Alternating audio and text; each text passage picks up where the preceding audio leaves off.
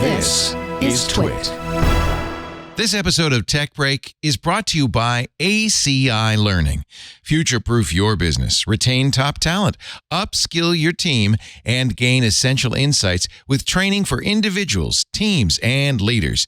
Stay compliant with regulations and identify risks and weaknesses before they become problematic. Fill out the form at go.acilearning.com/twit for information on a free 2-week trial for your team.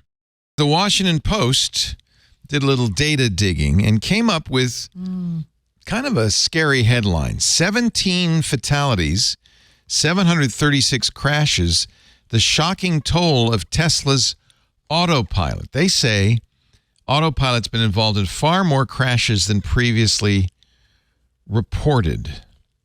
Now, they did that by digging into the NHTSA's data. What do you think of this story? Is this guess is it reliable? And then is that a large number? I guess I should ask. Yeah, it is reliable because what they're doing was it last year or the year before, the NHTSA, the National Highway Traffic Safety Administration, issued a standing general order for all automakers and all companies developing automated driving systems. Any crash that occurs while the system is either active or if it's been active within 30 seconds prior to the crash at any point in that phase. Because one of the things that we've seen now that this is now that this data is available, is that a lot of the Tesla crashes happen shortly after Autopilot decides to deactivate for whatever reason, and the driver has not realized it and that's gets interesting. into a crash. And they thought it was active, and it wasn't. Right. So that's interesting. Or you could deactivate it. I mean, all of these systems, if it's starting to steer into a wall, you can take the wheel, but maybe it's too late in this process. Hit the brakes. Yeah, there's a lot of things that can that's happen. Contributory to a crash as well. But you're saying if someone grabs the wheel of your car and points you towards a towards that's a wall, contributory. and you go to turn at the last minute. Yeah. It's their not fault. Your fault. It's not your fault you hit the wall. Right. Yeah. But you're saying that's interesting. You're saying that Tesla's consciously disabling automatically, or what? I mean, all of these systems have they will disable when and where they can function. Right. So there are situations where the systems just can't function. Like, I'm sure if you've used Blue Cruise, you've noticed, that there are times when the system will ask you to put your hands back on the wheel. Which is fine. If you're going down the highway and it hits a curve that it doesn't think it can handle, it'll ask you to put your hands back on the wheel. Here in California, lines sometimes weirdly just disappear. And there's no lines. And so then the car says, I think you better take over because I don't know where I am. That's fine. But the key thing is that the vehicle has to make it really clear to the driver, hey, I need you to put your hands back on the wheel and take control now. Yeah, the Ford beeps loudly at me. Yeah, and this is one of the issues that, with Tesla, it's not always obvious, when, with their HMI, their human machine interface, when the driver is actually supposed to take control or that it's changing modes. And so a lot of drivers get confused because, they think they're in one mode when the vehicle has actually transitioned and they haven't taken back control yet. Yeah, that's the thing. I mean, some of this might be human error. Like, okay, you were driving along and then the Tesla said, well, I can't keep driving, so it's your turn, take over. And you ignore that or you don't notice and it plows into something. That's kind of more your fault, isn't it? Well, It is an HMI issue. It's like if you don't know, like if they're not, like one of the things that's great about Super Cruise, Mercedes, and BMW is that on the steering wheel there are lights that tell you what mode you're in. So it reduces mode confusion. If you don't have any sort of like very just blatant warning that tells you, hey, you're not in this mode anymore, you are in charge, then it's whose fault is it? Is it Tesla's fault because they just built a bad system, or is it your fault because you didn't notice until it's too late? How does the Tesla tell you? Again, it's like the guy who grabs the wheel of your car and steers you towards a wall, and then suddenly it turns off and you have to grab the last minute and turn. Is it your fault that you ran into the wall because you didn't realize? In that case, no, pretty clearly. How does the Tesla, I don't even remember, how does it warn you? I think it buzzes at you and bleeps. I remember at one point my Tesla said, I'm not gonna drive anymore. You're not paying attention, and turned off. And I couldn't continue to use Autopilot until I started a new ride. Yeah, and especially on the Model 3 and the Model Y, which are that's the vast majority of their volume. Those vehicles don't have an instrument cluster in front of you; they only have that center screen. Oh, and the kind of the left-hand strip of that screen is where they have control information. The rest of it is maps and audio interface and things like that. And when I went for a drive in a friend's Model 3 with their full self-driving beta to try that out, it had, all it showed, there was a little icon of a steering wheel with hands, I think, in the top left-hand corner. So it was kind of off in my peripheral vision, but it wasn't particularly obvious when it wanted you to take control. And I'm pretty sure it didn't make any sounds. It might have made a slight sound, but it was not at all obvious. And this has been one of my complaints. If you're going to have a system where, any sort of automated system where you expect a human to supervise, first of all, that's I think a fundamentally problematic idea, because humans are terrible at supervising automation. Especially when you call it autopilot. That implies. Right. And if it works most of the time, you are going to get complacent. That is a known reality of the way humans behave, which is why, as Robbie mentioned, Tesla or GM and BMW and Mercedes and others use, very obvious interface devices like a light bar in the steering wheel, or Nissan with their cluster and heads-up display that completely changes the color scheme. There's changing modes. Though you need, as an engineer, it's your responsibility to anticipate the way things could go wrong and do everything reasonable, to mitigate that, to mitigate the consequences of that, to try to avoid anything bad happening when things inevitably do go wrong. I remember and this is where I think Tesla has done it wrong. I remember a couple of years ago when you took me for a ride in that Cadillac. What is it? The CT6, which had a camera. This was the first experience I had of this. My Ford now has this, monitoring my eyes, and you made me. It wasn't easy. You said, don't look at the road. I said, I have to look at the road. It's driving. He said, no, don't look at the road. So I went like this. I put my hands in front of my eyes, but I peeked. And it shook the seat. It buzzed. It was like, wake up, wake up, wake up. It was very aggressive. And it ramped up, and it got more and more aggressive as I continued to peek through my eyes.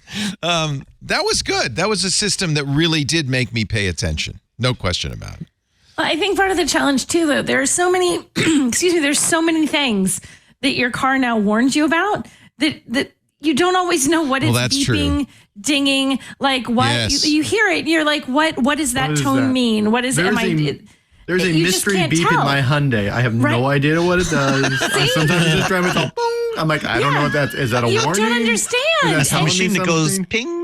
It's like I don't know what that beep is for. Literally, my job is to know. And you don't know. My Ford does that when the tailgate goes up. Half the time it beeps twice for some reason. I don't know why. You don't know why. Like, that's the thing. There's so many beeps and bells and whistles and whatever. You're like, and you look at your car, you're thinking, I think I'm doing everything right. I'm in my lane. I'm doing the speed limit. No one's about to hit me that I witness. Why are you beeping at me? What's happening? I think there's a little confusion. Yeah, is there a murder in the back seat? Right. Like, what are you telling me? What am I missing? It's like trying to talk to Lassie, but Lassie's really bad at communicating. And like they beep when you just turn. Like, I hate it. You turn on a car and you're in a parking space. You haven't done anything and it's beeping at you. Then you put it in reverse. You're like, I'm not even going forward. Why are you beeping at me that there's something too close to my front bumper? I'm literally in reverse going the other direction. The beeping is too much. So it shouldn't be a surprise that we ignore our cars. Elon, according to the Washington Post, says Tesla CEO Elon Musk has said cars operating in autopilot mode are safer than those piloted solely by human drivers, citing crash rates when the modes of driving are compared. So earlier today, when we recorded the new episode of Wheel Bearings, we talked about a story that came out the other day. Money.com, Money Magazine, did a review of Tesla auto insurance. I don't know if you know, but a couple of years ago, Tesla actually started selling their own auto insurance. They're now in 12 states because a lot of insurance companies were charging Tesla owners more for insurance than for other vehicles. And that's because their cars are more expensive to repair, and also that they had more claims. But one of the interesting details about the Tesla auto insurance, because the vehicles are connected, they have access to all the data about how you drive. Most auto insurance, every 6 months you get a bill to pay for your insurance, and at 6 months, it may adjust it up or down, usually only up, but sometimes it goes down. Never goes down. You're lying, Sam. What Tesla does is they have dynamic pricing so that they are constantly monitoring your driving behavior and calculating a safety score based on how hard you accelerate and brake and steer and so on. And if your safety score goes down, the next month your insurance bill will go up, and vice versa. If your score goes up, your insurance premium goes down. One of the factors that they include is actually your use of Autopilot. If you use Autopilot, you will pay more for Tesla insurance. So it can only be it's supposed to be safer, yet if you have it, Tesla's own insurance charges you more for it. So clearly they don't believe their own rhetoric. That's hysterical. Or their insurance company doesn't. Well, I remember they are their insurance company. Yeah. When I first got a Model X, I called our insurance. I think it was Geico. And they said, oh. And they charged us a lot more. I don't know if because it was an expensive car because of the Autopilot, but I have a feeling it was the Autopilot. So this is what the Washington Post's analysis said. Tesla's 17 fatal crashes reveal distinct patterns, the Post found. 4 involved a motorcycle. That's a quarter of them. Another involved an emergency vehicle. Ooh. Meanwhile, some of Musk's decisions, such as widely expanding the availability of the features and we've talked about this a little bit, Sam, stripping the vehicles of radar sensors. He thinks that all you really need is cameras. You don't need LiDAR or radar, appear to have contributed to the reported uptick in incidents, according to experts who spoke with the Post. Tesla and Elon did not respond to a request for... Oh, by the way, Shock. Tesla is soon going to be adding a radar sensor back into the cars, but it's a different, better radar sensor. A tacit admission that maybe that was the wrong thing to do. Whoops. NHTSA said a report of a crash involving driver assistance does not of itself imply that technology was the cause. That's what we were just talking about. NHTSA does have an active investigation into Tesla Autopilot, including full self-driving. NHTSA reminds the public that all advanced driver assistance systems require the human driver to be in control and fully engaged in the driving task at all times.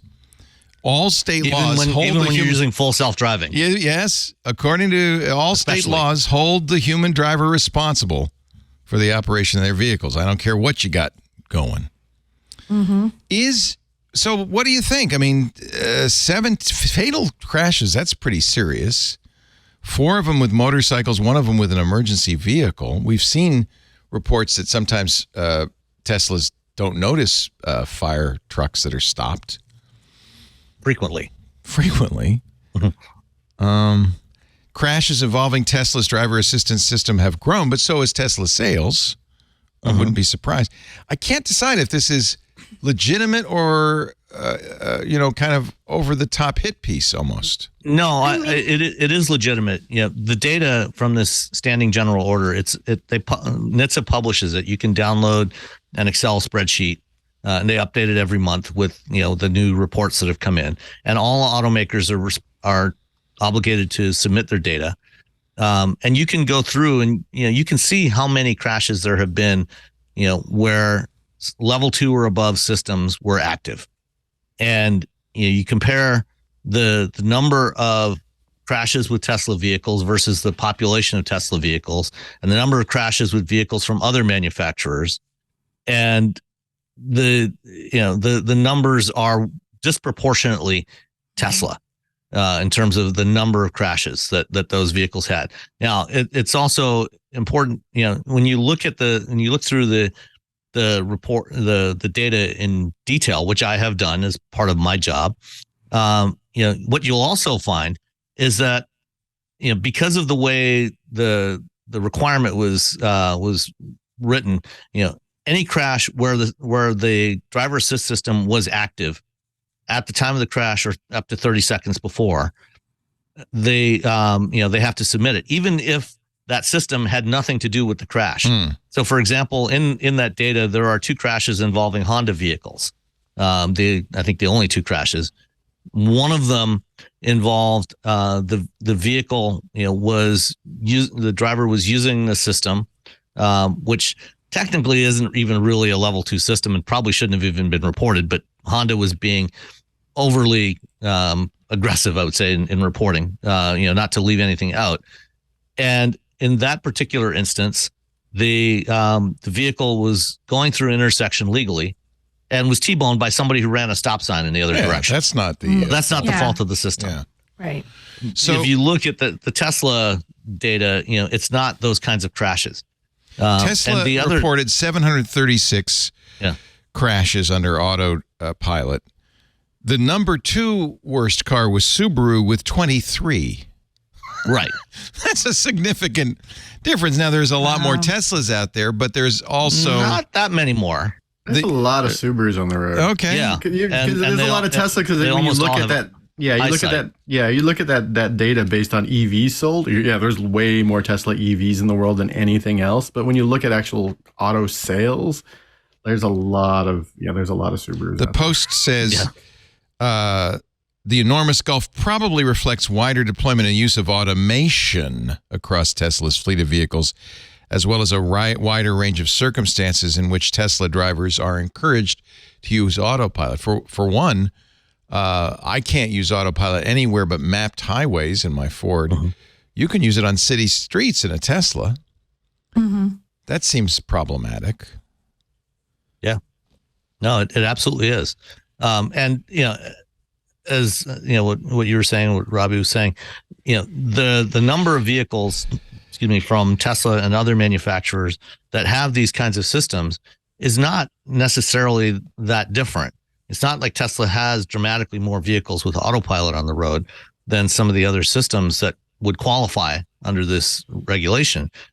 But I think that Tesla drivers are far more likely to be using those systems. Yes. And because they are not restricted in any way, they're more likely to be using them in scenarios where they probably shouldn't. And then that's when you end up with more crashes. And I wonder about that because so many Tesla folks are sort of, were early adopters of EVs, and they're sort of people who are willing to give tech a chance that maybe other people don't. How many people have self-driving stuff, or not really self-driving, driver assistance, whatever you want to call it, on their vehicles that are non-Teslas? They're just like, I'm just not using that. So it doesn't seem like there's as much happening because they just don't use it as often. 3 months ago, Tesla claimed full self-driving crashes are 5 times lower than vehicles in normal driving, based on the number of miles driven per collision. The problem is Tesla is very selective about what data they publish. And, they are almost, they don't really tell us what the context of that data is, compared to what Tesla even they're almost certainly comparing.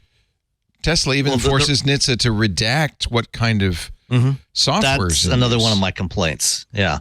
But, as far as, that 5 times fewer crashes, they are almost certainly comparing, their vehicles, which are 80% of their vehicles, 90% of their vehicles are less than 5 years old. Yeah. They're comparing their vehicles to the entire population of 290 million registered vehicles in the United States. Yeah. Most of which are much older and don't have these kinds of systems on them. Because, the average age of vehicles in the U.S. is 12 and a half years. Those vehicles that are 12 and a half years and over, they don't have these kinds of systems on them. So they're comparing, if you were to compare, Tesla, a premium vehicle with, a lot of stuff on it, to other 5 years or younger premium vehicles, so you had a real valid comparison base. I would guess that the numbers are probably very, very different, and probably not better, and very likely worse than the rest of that population of vehicles.